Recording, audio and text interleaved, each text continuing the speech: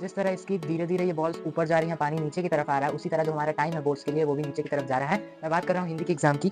तो स्टार्ट करते हैं आज हम लोग ग्रामर का सेशन। जैसे कि हमने सारे पोर्शंस कवर कर लिए हैं हिंदी एक ही। तो आज हम लोग पढ़ेंगे रचना के आधार पर बाकी के मतलब ग्रामर के जितने भी चैप्टर्स हैं वो सारे हम लोग आज कवर कर लेंगे। तो रचना के आधार पर वाक्य के जो भेद होते हैं वो 3 टाइप्स के होते हैं। सबसे पहले वाक्य क्या होता है? वाक्य जब शब्द मिलते हैं तो क्या बनता है? वाक्य बनता है जिसमें कर्ता क्रिया का रोल होता है।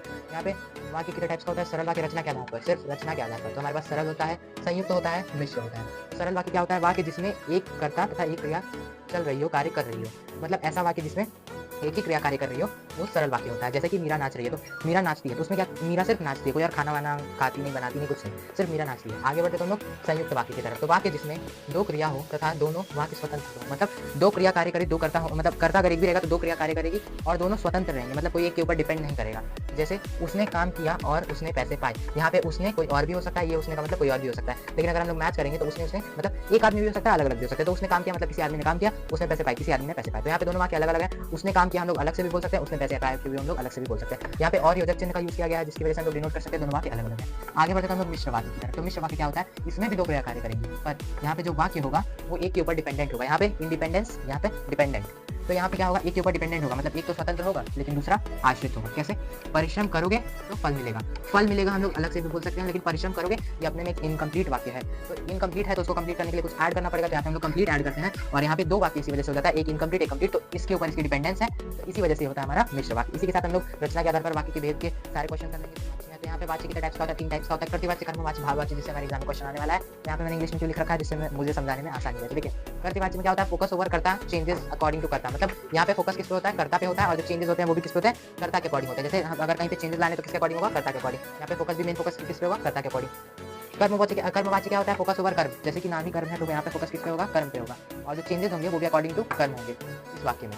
भाववाच्य क्या होता है? यहाँ पे सिंपली कुछ समझना ही नहीं है। यहाँ पे जहाँ भी से या के द्वारा शब्द दिख जाए वहीं पे ये भाववाच्य होगा, क्योंकि ना ही ये कर्म में आता है ना ये कर्तृवाच्य में आता है, ये सिर्फ और सिर्फ भाववाच्य में आता है। हर भाववाच्य में से या के द्वारा रहता ही होता है।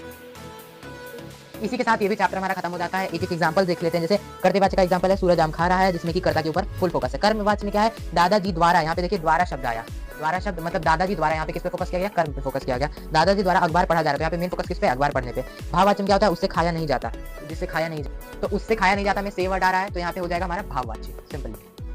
तो इसी के साथ आगे चैप्टर की तरफ बढ़ते हैं क्योंकि हमारा पॉडकास्ट है। 1 मिनट आप लोग के लिए भी थोड़ा सा ब्रेक ले लीजिए, 5 मिनट लीजिए।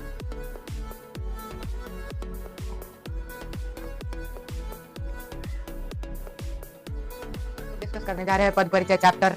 तो पद परिचय में हम लोग पद परिचय में मैं आपको एक ट्रिक के साथ बताता हूँ। जैसे कि हम सिर्फ इतना ही फाइंड करेंगे, संज्ञा, सर्वनाम, विशेषण, क्रिया, जो कि एकदम बेसिक से हम लोग बचपन से पढ़ा रहे, बिल्कुल फाइंड कर लेंगे। बाकी हम लोग काल भी फाइंड कर सकते हैं। काल हम लोग एक टॉपिक ले लेंगे, काल या 5 कारक चिन्ह, कारक जैसे कर्ता, कर्म, करण, कारक, ये सब हम लोग फाइंड कर लेंगे। तो इतना सबसे बेसिक चीजें। संज्ञा क्या होगी? व्यक्तिवाचक, जातिवाचक, भाववाचक होगी। सर्वनाम पुरुषवाचक होगा या फिर कोई और होगा। विशेषण सिंपली कौन सी विशेषण? क्रिया विशेषण। क्रिया कौन सी है? काल कौन सा है? भूतकाल, वर्तमान, भविष्य काल। कारक कौन सा है? ये सब हम लोग सिंपली फाइंड करेंगे, सिर्फ इतना ही फाइंड करेंगे। इसमें अगर कोई 5 भी कर लेते हैं तो हम लोग को फुल मार्क्स मिल जाएंगे। देखिए तो संज्ञा में हम लोग सिंपली फाइंड कर लेंगे।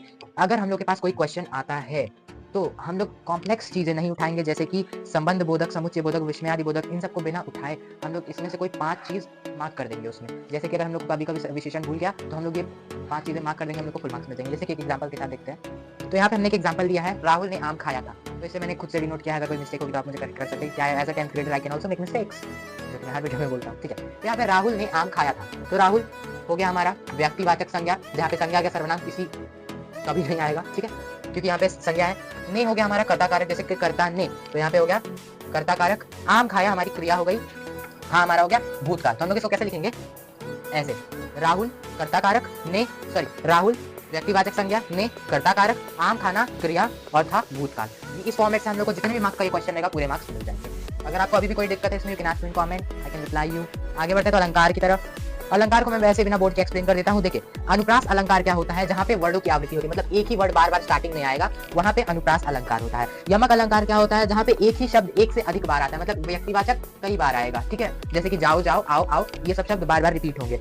अनुप्रास अलंकार का एग्जांपल हो जाएगा पीपर, पाँच सरिस्मंड, यहाँ पे पी प रिपीटेड है। यमक अलंकार का हो जाएगा काली घटा का घमंड घटा, यहाँ पे घ वर्ड आया है, यहाँ पे इन दोनों घटा घटा का अर्थ अलग अलग निकलेगा, ठीक है। श्लेष अलंकार क्या होता है? जहाँ एक ही शब्द, मतलब एक ही शब्द रहेगा, उसके एक से ज्यादा अर्थ होंगे, मतलब इसके दो अर्थ निकलेंगे। जैसे कि हमारे पास हो जाएगा मेरी भव बाधा हरो, राधा नागरी सोए, तातन की झाई पड़े श्याम हरित दुखी हो। इसमें जो हमारा वर्ड होगा इसके अलग अलग मतलब एक ही वर्ड अलग अलग अर्थ मिलेंगे।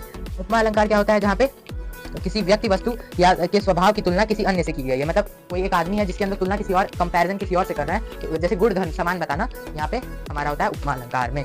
और जैसे कि हो गया हमारा मुख मयंक सम मंजू मनोहर, मतलब मुख मयंक संग मंजू मनोहर, मुख मयंक की तरह मंजू मनोहर का मुख है।